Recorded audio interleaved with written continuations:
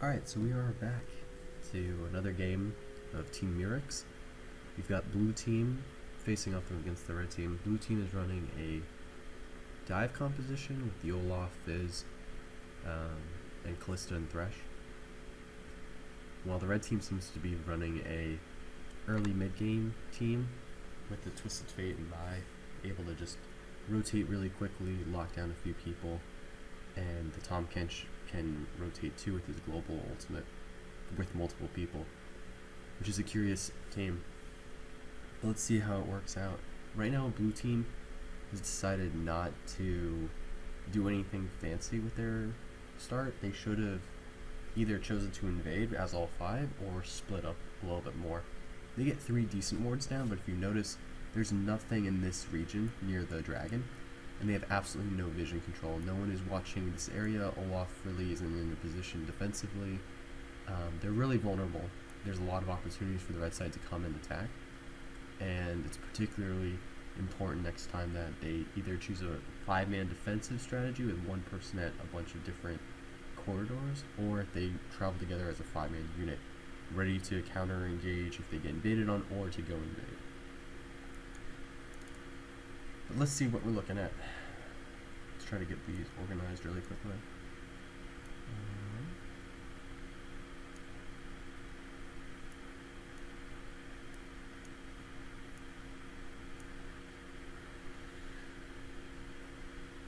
Olaf is starting Raptors. Tahm Kench is a little slow up top. The way you counter this push, if someone on your team is in the enemy team is doing this Raptor start, is you need to wave clear and push this entire wave to the turret as quickly as possible, and then do the same for the next one. And in doing so, you should hit level 2 before they do. Tahm Kench can't do this, but champions like Renekton can, Vladimir can, and that's kind of a little counterplay to it. But Tahm Kench really doesn't have that wave clear, so it's a little bit more difficult, and he'll get abused from this early on. So we'll definitely check back and see what happens. So Frank does a nice job of going in really quickly. Tahm Kench really doesn't have the type of escape that he needs to have in order to prevent getting beat early. Bot lane hits level 2 very quickly, ends up burning a lot of summoners. Callista is going a little deep. The Leona, for some reason, let's take a look at this play about 15 seconds ago, a little bit slower. They hit level 2 immediately. They're still a few minions away from level 2. Leona gets hooked, takes a lot of damage. Let's see here. They pop heal.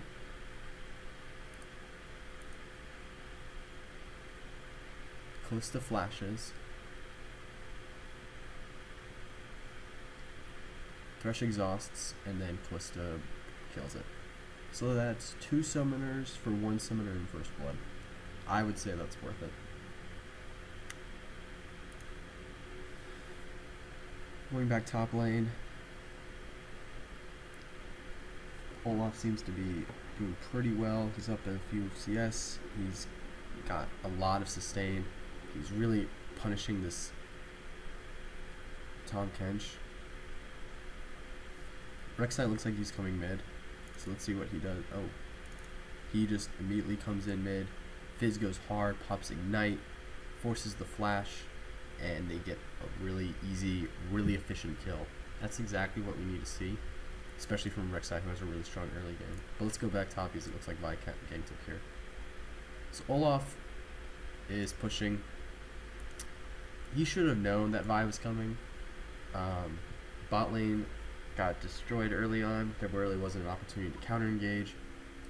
Mid just got ganked. There's no way that Vi is going to be there.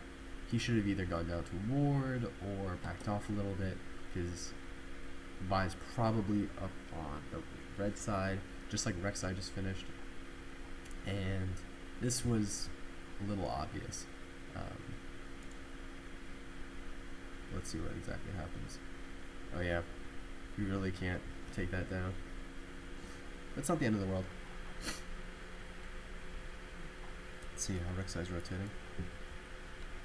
They really won't be able to get much. I think Rek'Sai might be able to hold this lane, and if he is, that's not good.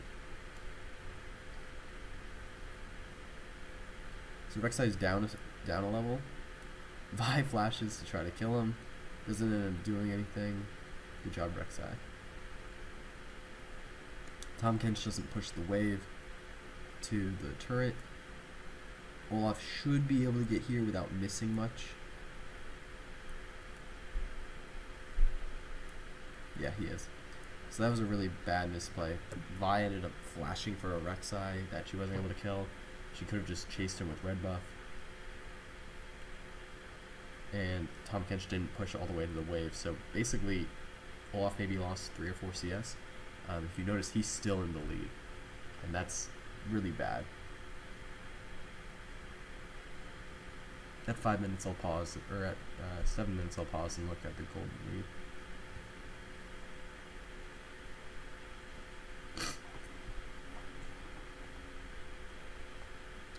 Top side's got some pretty good wall coverage by red team.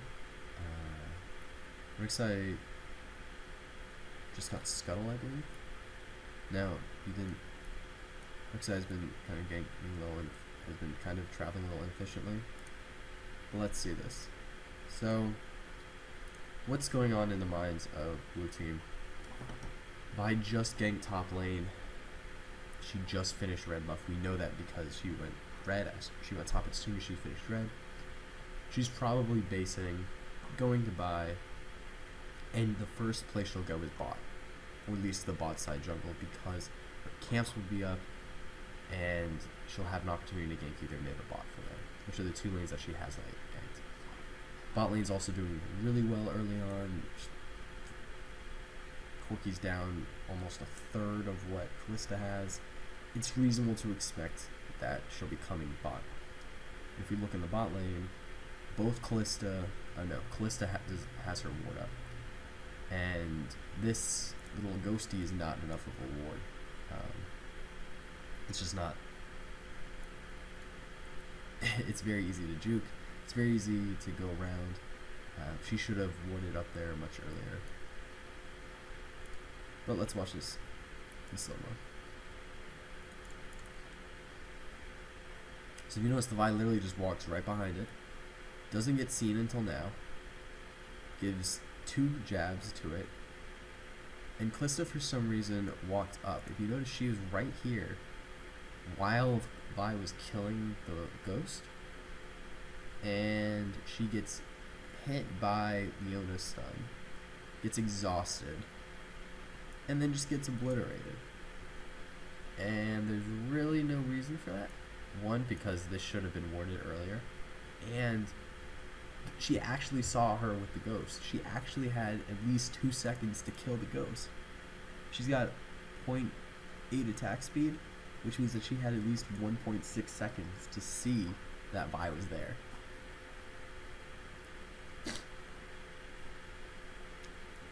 Now Vi's going to do Dragon. If I'm Corki and Leona, I'm going to help for this. They didn't push the wave all the way. Vi may be able to solo it. I think she should be able to with her pots. Let's speed it up and see. Looks like a good fight. Nice. Let's rewatch this. How far are they from 6? Alright, so TF's almost level 6. But as soon as he uses his cards and misses, Fizz just goes in. That's excellent for Fizz.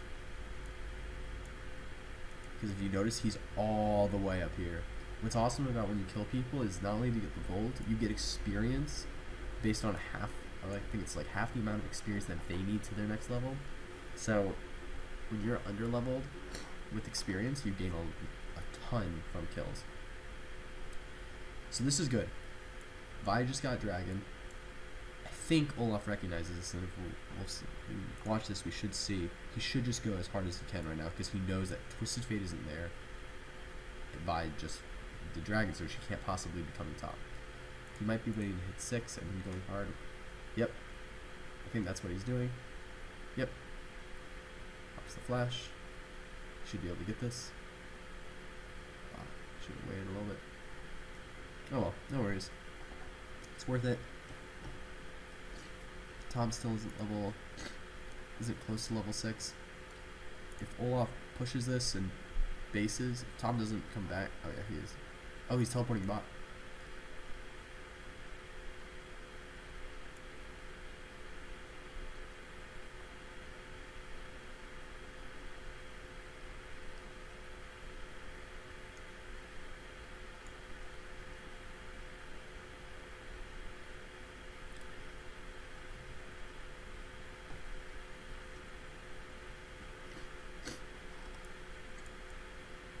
Alright, let's rewatch this in slow-mo.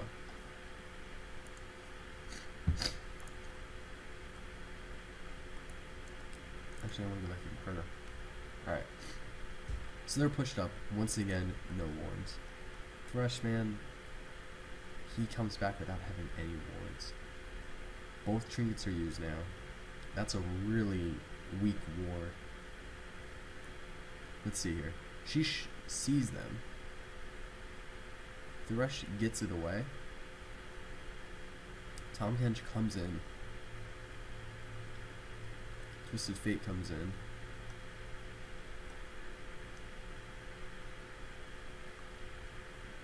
Does a good job exhausting Twisted Fate damage. Tom Kench comes in to tank and die.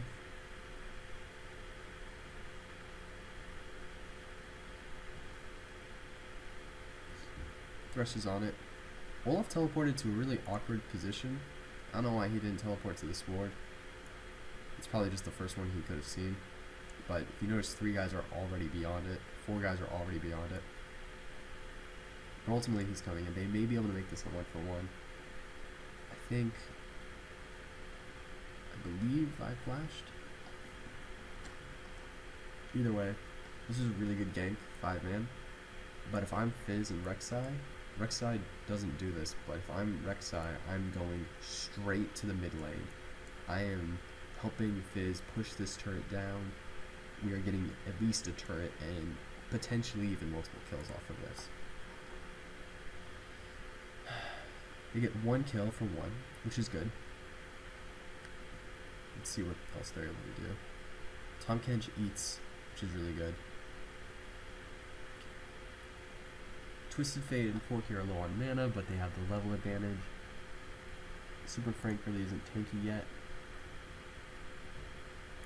So once again, Fizz just pushed this way. Rek'Sai is going top to split push,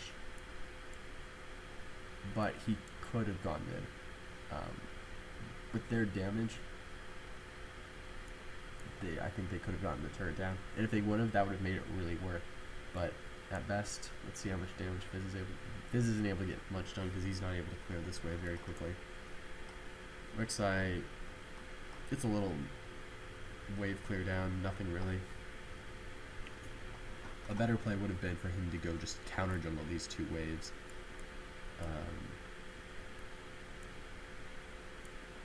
Or these 2 camps. Honestly, this could have been played out better. When they invested 5 men into the bot lane for 1 kill, you have to punish them for that.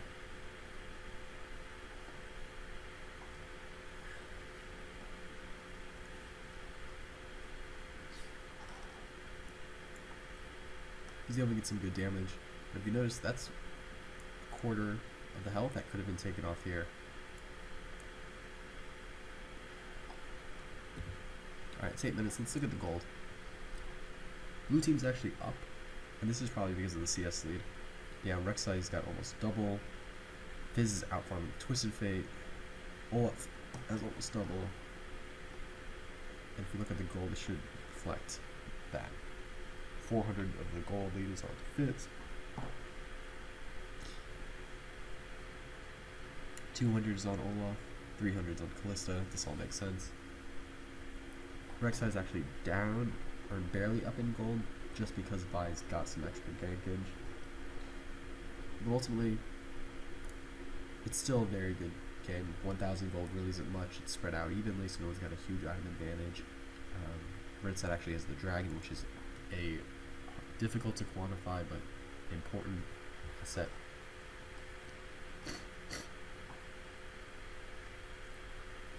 That was good. He could have, if I believe, he should have ulted and then gone in much sooner. He misses out on this extra damage.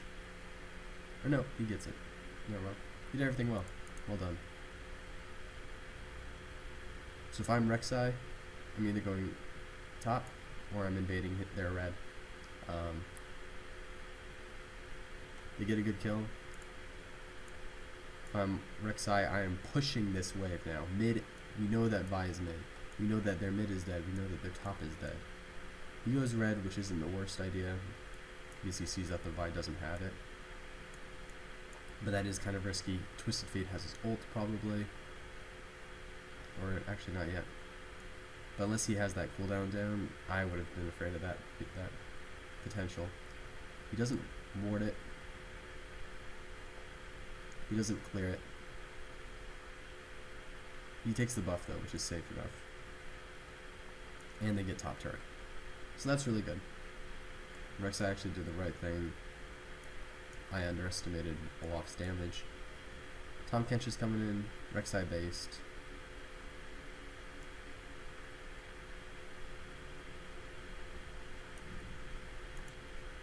If I'm Olaf, I'm fighting this. It took a little too long. But I think he could have lifestealed and fought that.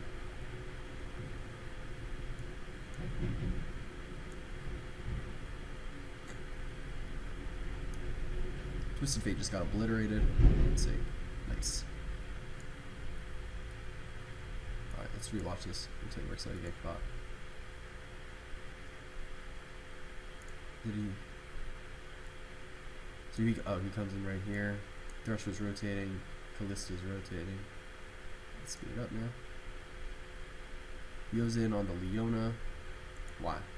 Let's see. Did they remember the summoners? Leona has both of her summoners. Corki. Alright, Corki as one of them.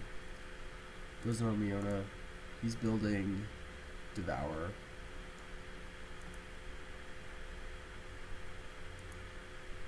He has red buff, so he's able to get this. And Callista saves Thresh through his ult. Throws it back at him. Gets the exhaust, double kill. Really well done. Once again, if I'm Rek'Sai, I'm helping them push this to turret. You want them to get that damage to the turret sooner, and you want the turret to kill these minions quicker. That way, they miss out on the experience and the gold. This is a huge wave that Rek'Sai could have helped push. Instead, Leona's going to come back and able to soak up some of the experience.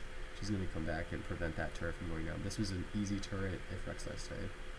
So that's a slight misplay. Dragon gets up in 45 seconds. Thresh has some wards. He should have bought a pink.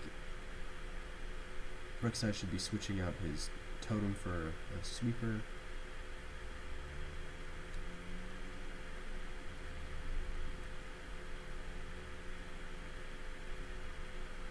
They're ganking top. They're gonna give up. They might give up dragon for this. All right. So Rek'Sai takes that camp, leaves the little guy. Good. He should have left the little guy there.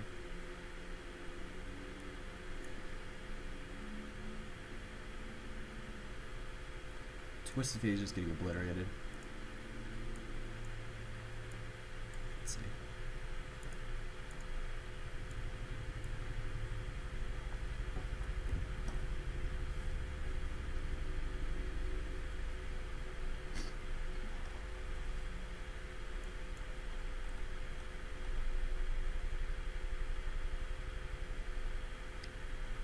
Fizz didn't need to go in for that. Let's watch the bot lane.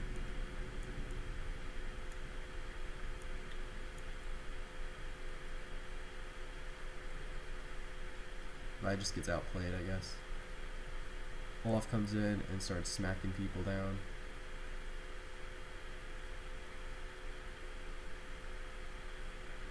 Twisted Fate thinks about coming in, ends up canceling. Bot lane gets this.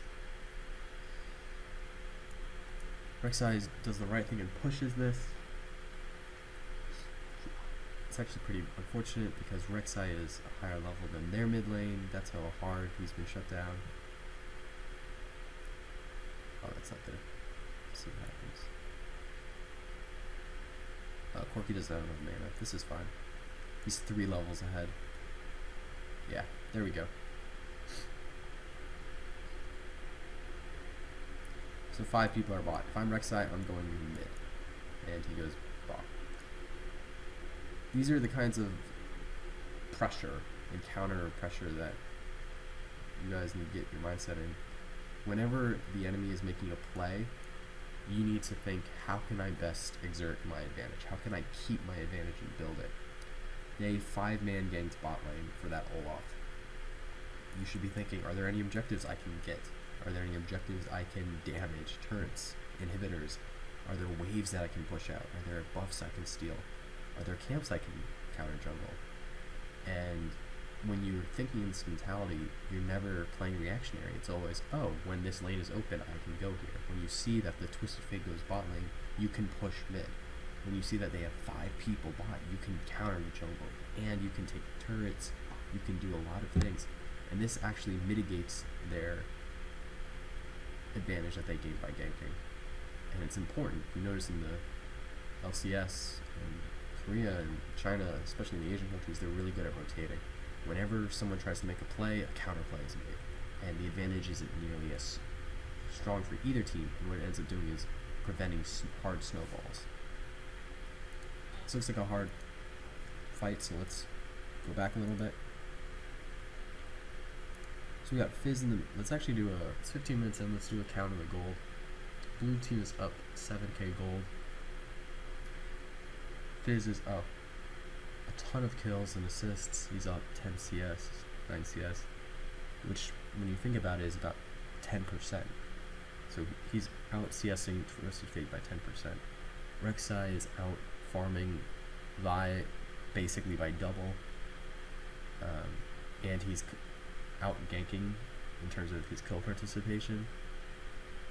Olaf is twice as farmed as Tahm Kench, and pretty much the exact same score in terms of kills and assists.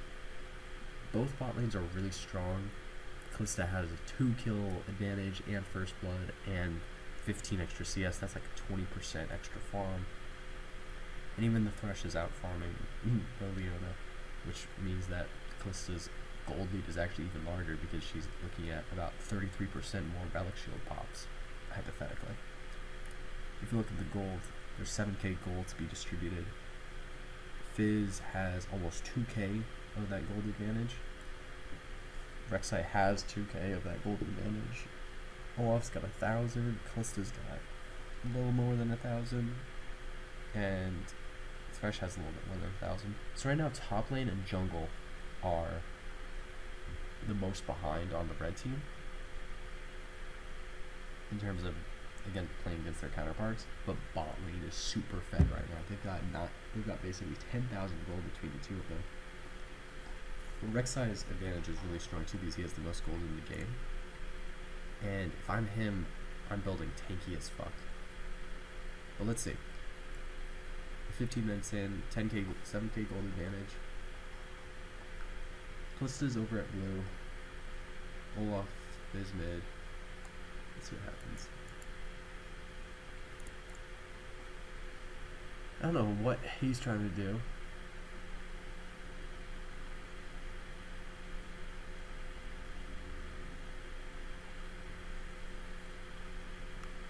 Thresh walks in.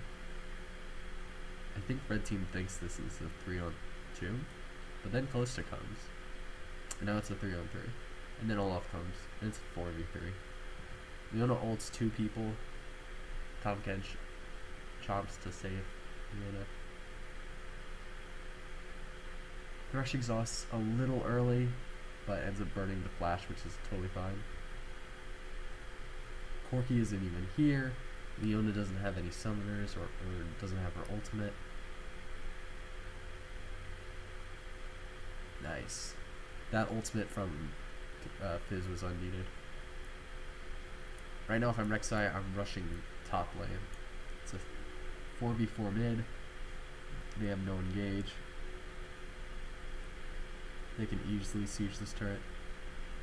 Rek'Sai should be pushing top. He's getting scuttle. This is a poor decision. Let's assume he started at 5:30. He spends almost 12-15 seconds getting that scuttle crab, when he could have been top pushing this down or mid helping to siege this. Instead, red team's actually able to turn around because Corki shows up. They end up trading 1-for-1 after getting the Leona kill already, but they're all low, but Callista's dead and is unable to siege. Rek'Sai makes a nice flank here, and because he's the most farmed on the team, he has to be thinking team fight, team fight, team fight. He's got 3 levels on Corki, 2 levels on Twisted Fate. He should not be farming anymore. He should just be team fighting. He should be with his team, split pushing and then looking for picks.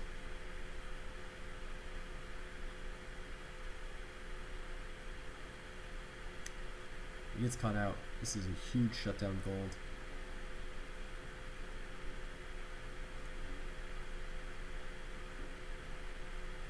Nice. Fizz gets the kill. 2-for-2. Ends up being more worth it for red team because they get a huge gold advantage, which we see. They're only down like 6.7k gold, which is a lot less than 7k. Let's speed this up. They may be able to siege this down, and they do. Corki's hit his mid-game power spike with Trinity Force. Callista still doesn't have a single item finished, which is bad. Rek'Sai comes in to kill Leona. Isn't able to do much.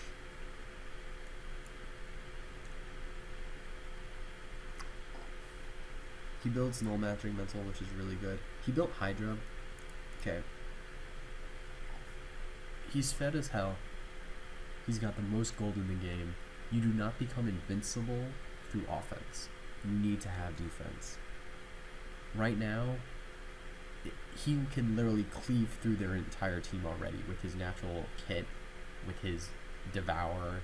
He doesn't need more offense. And you might think Titanic Hydra is a mix between offense and defense. And this is true, but he needs defense. He needs to be building a Locket right now. He needs to be building a Randuin's right now. He needs to be building things that help him stick to this relatively quick team and becoming a tank.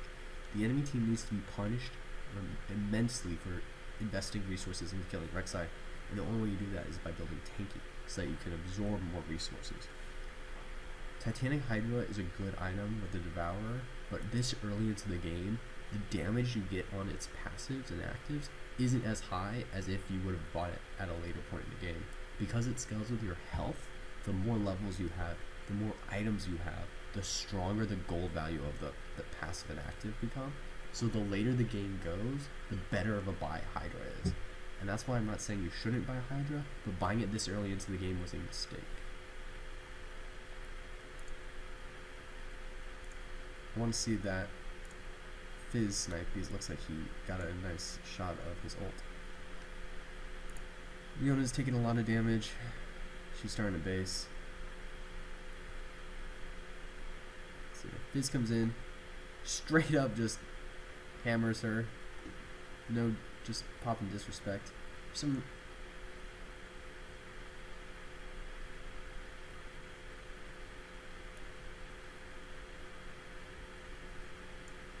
go back to the Fizz.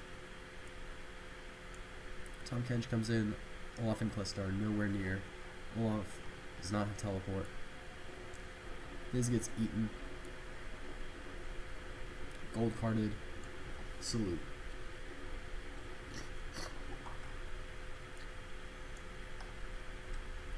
Olaf comes to help turn this.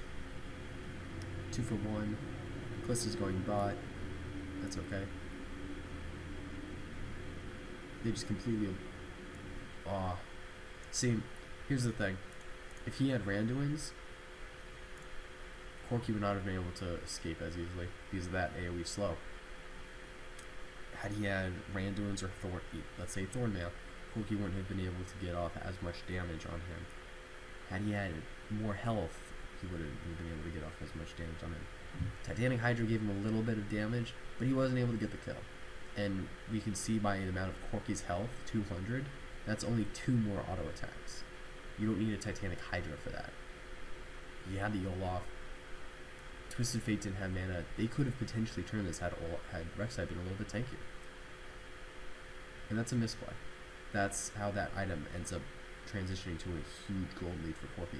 Corky is now basically tied with Callista in terms of kills and assists. Only down 400 gold. That's a Doran's Blade. Corky's hitting his mid-game power spike, and by not building tanky, by not respecting these power spikes, yet the blue team is hurting themselves and killing their advantage. It's now less than a 5k gold lead. That's a 20% dip in like 2 minutes.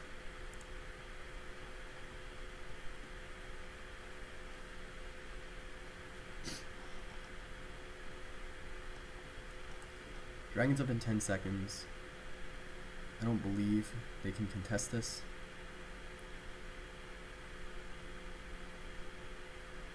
This is able to make it a 1-for-1. Olaf does a really bad teleport. There was no real help. They should have just let this go. He should have been top split pushing. He should have said, oh, this guy's actually a good place. Let's slow this down.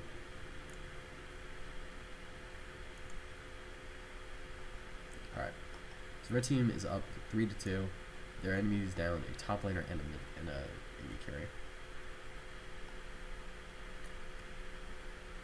Getting this via smite. 5's ults, misses his ultimate.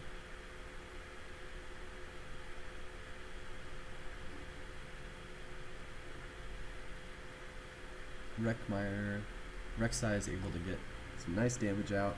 Corky just isn't doing anything right now. I don't know what his problem is. Leona's also not that tanky. They just get totally obliterated. And I think they get the dragon. So, let's look at the Merc Treads. Merc Treads is not a gold efficient item. Unless Tenacity has above a certain amount of gold that it's worth. Tabby is worth a lot more, right off the bat. And its passive amplifies with the reliance of the opponent's team on auto attacks. Now, Tahm Kench, most of his damage is from his auto attacks. 5's, almost entirely auto attack damage. Corky has some mixed damage and abilities, but he's an AD carry. His auto attacks deal a lot of damage. Twisted Fate uses his auto attacks to attack, uses gold cards. Tabby is immensely better in terms of being tanky. And the trade-off between tenacity and innate tankiness is whether or not that tenacity allows you to escape CC enough to dodge abilities. Vi won't be ulting the Rek'Sai. Twisted Fate really won't be gold carding. Tahm Kench, 1.5 seconds. Tenacity would reduce that to 1.22 seconds. I mean, Leona has some CC, but it's not worth the Merc Treads. It's much better to just get Tabby, or Swiftness Boots, or anything else except Merc Treads. Merc Treads really is not worth it. Tahm Kench comes in. Alright. So this ends up being a ridiculous play. Blue team is able to turn this. Going back to this Olaf teleport that he had going down here. What he should have realized was that the red team had the advantage. Callista was down. He had teleport. Top lane was in a similar position like this.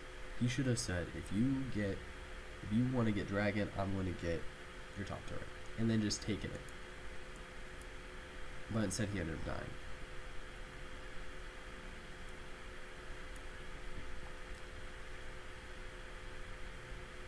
Callista's able to get it. Oh, he almost gets the kill. Let's look at the items really quickly at 20 minutes. Thresh has fully completed his face, and Mountain Leona barely has anything. So against this team, because they have so much global pressure, there really is no need for the Leona to have mobility boots.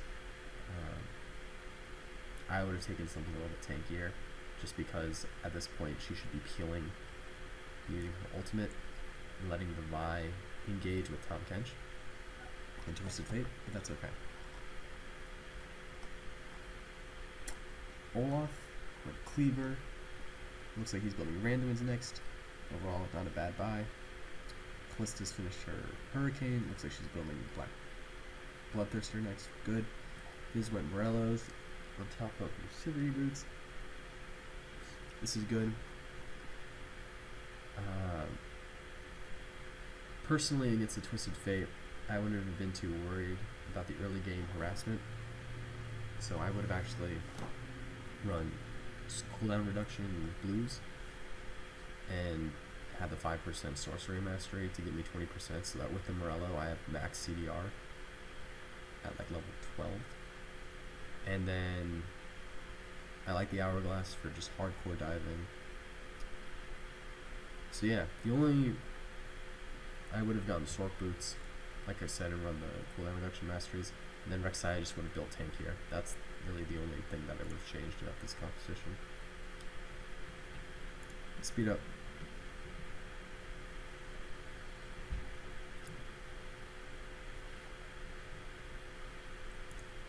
Alright, here we go. Good play.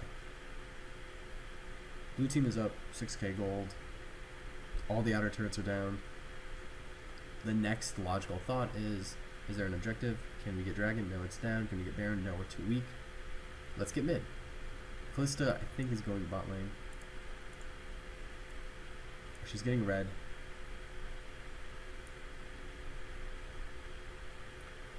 Okay. Rek'Sai. If Rek'Sai escapes, you didn't even have to flash. So that's 2 ultimates on the enemy team down for Rek'Sai, and they don't even kill him.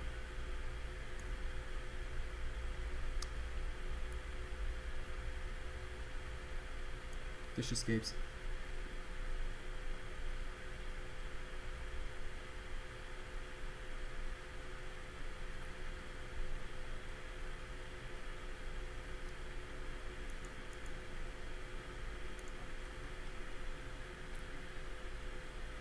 Not too bad overall. They should be able to just finish pushing this.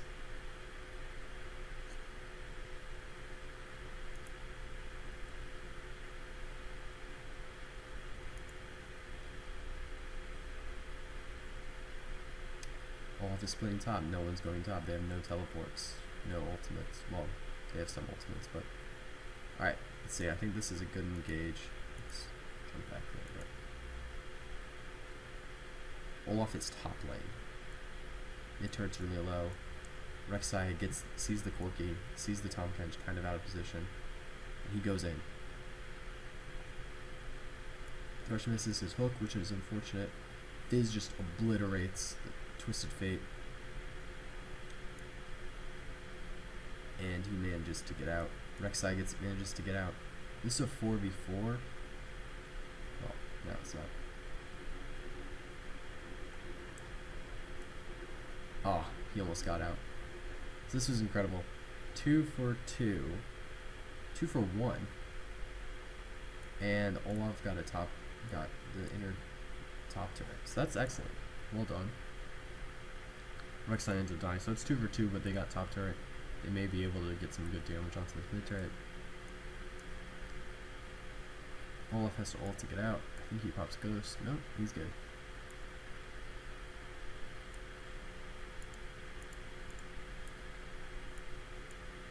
If I'm close to a Thresh, I'm pushing this mid lane. Boom. Rek'Sai comes in, 4 mid. Leona ults absolutely no one. Calista ults absolutely no one. He buys Banshee's Veil. That's a really good buy.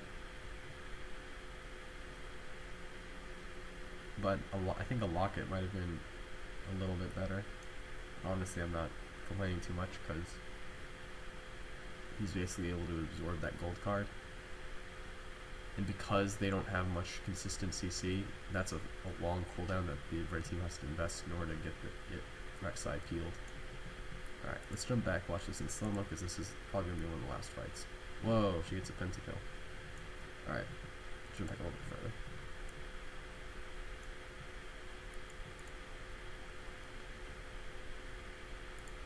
Alright, so Tahm Kench is here. There, he gets hooked, get hit by Thresh. Leona ults in, or flashes in.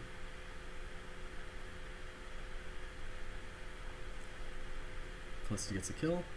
Rek'Sai gets a two-man knockup onto both the carries. Kalista kills Kench. Rek'Sai eats the gold card. Kalista gets the kill. She has red buff.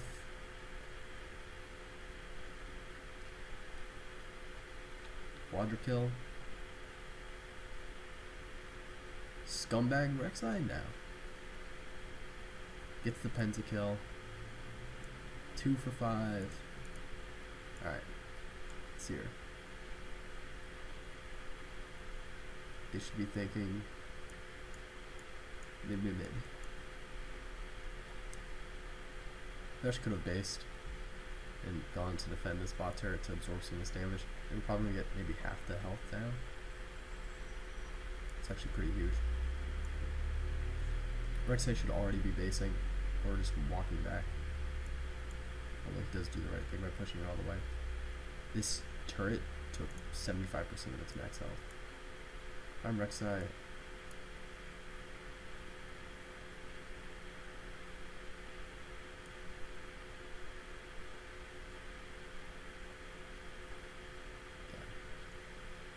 Thresh could have based, not the end of the world. Dragon's up now. Rek'Sai based too late.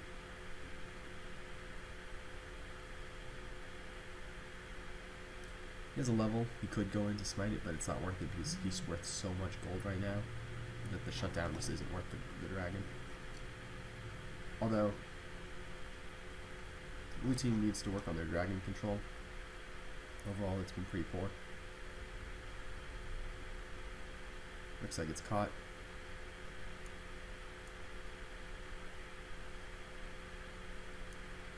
Kalista and Olaf should be pushing as hard as they possibly can.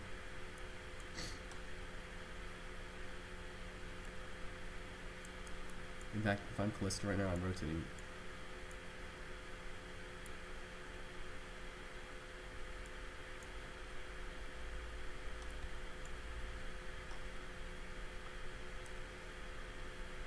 She's literally able to just completely obliterate the enemy team.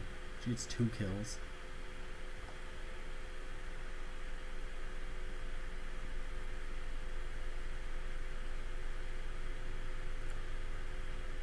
Corgi did the right thing by going for the Olaf. That's kind of what you need to have, the kind of mentality. Rek'Sai should be able to get this blue, which is nice. Let's see. Check out gold. Blue team is up only about 6k gold, but it's such a massive level lead. And that's the thing that's really not easily quantified. The highest level on the red team is Vi, who's the jungler. But it's bad when the jungler is out leveling solo laners, which is kind of funny because Rek'Sai is also tied for the highest level on his team. But the fact that Rek'Sai is level 14, I think he's almost level 15 now. He's got a full level on 3 members of the enemy team, and he's got 2 levels on the enemy support. There really isn't much that they can do. And this is why it's so important when you have the level and gold lead to just build as tanky as you possibly can. Rek'Sai's got the most gold in the game. No, never mind. Kalista has the most gold in the game. Kalista's only up 1,000 gold though. Less than 1,000 gold.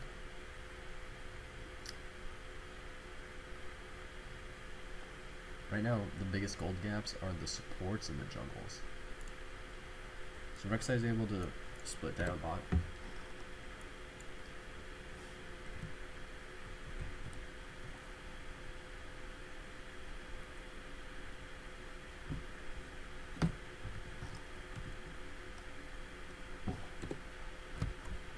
see what the items. Really quickly. Twisted Fate went Luden's Echo, which is a terrible item on him right now. The reason is because just like Titanic Hydra is, Luden's Echo scales off of your total AP. So the more AP you have when you buy it, the more damage and more gold effective it is. He was getting obliterated. He should have been rushing Morello in the farm, or in a 5's. Something to give him some sort of sustainability against the 5's, and enough CDR that he can chunk out gold cards faster than 5's can use his troll pull. 5's can Trident, or 5's can Trickster every 5 seconds. Twisted Fate can gold card, I think it's every 6 seconds. So, had he had more CDR, that wouldn't have been an issue. And that's the problem with building Luden's Echo. You get a little bit extra burst whenever you use your charges, but you're talking 31 extra damage, 131 extra damage. And when you look at the CDR gives you 20% more, or 20% less downtime on your abilities, which translates to 20% more damage over a long fight. Rek'Sai went Banshees and looks into what looks like either Randuin's or Frozen Heart, or Randuin's, which is excellent. He's got Sated. Olaf went Dead Man's Plate, Tabby, Spectre's Cowl. This is the kind of build that I like to see from the top laner. Just hardcore dive, stick to the enemy, obliterate them. Fresh went Zeke's. Overall, this is really good building. Right now, they're just sieging. Callista's a little far out. If they really wanted to, Vi could. Oh, Leona would have hit that. That would have been an easy burst down. They could have bursted that down, defended this turret, and then gotten Baron or something. Instead, they fuck it up. Rek'Sai gets the turret. They're probably going to take the inhibitor. Twisted Fate gets obliterated. Threshman lands a godly hook.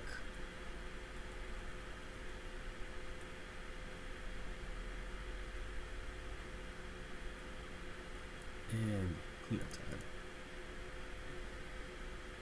Good game.